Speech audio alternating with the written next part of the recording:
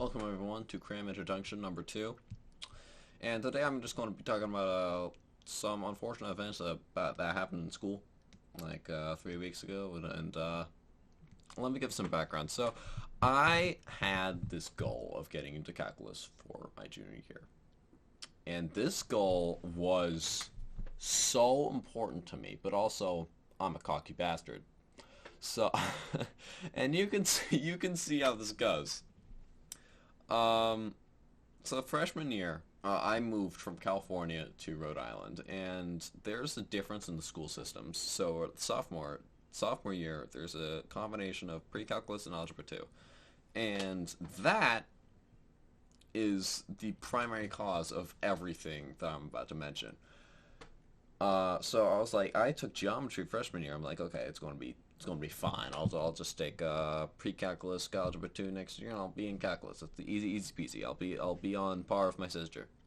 And obviously in February, comes to realization. I'm like, oh, they don't have that course. So I'm talking with my dad about this, and he's like, you're gonna have to take it on your own. So I take algebra 2, self-study. And I think, this is going pretty well. I'm looking at some of the topics. I'm like, okay, this seems pretty familiar. And so I don't study for 2 months. 2 out of the 3 months or 4 months I had. And I'm thinking, oh, I know this. Why would I have to study for this? You could imagine when I took the midterm. I'm going to be completely honest. I got a 6 out of 27. Think about that for a minute. Think about the embarrassment I had in that moment. And I was a sophomore just last year, and I'm going to be a junior in the upcoming year. So I tried doing pre-calculus. Instead, this time it wasn't self-study. I did a course. I did an actual course, and everything was going well until I took the midterm.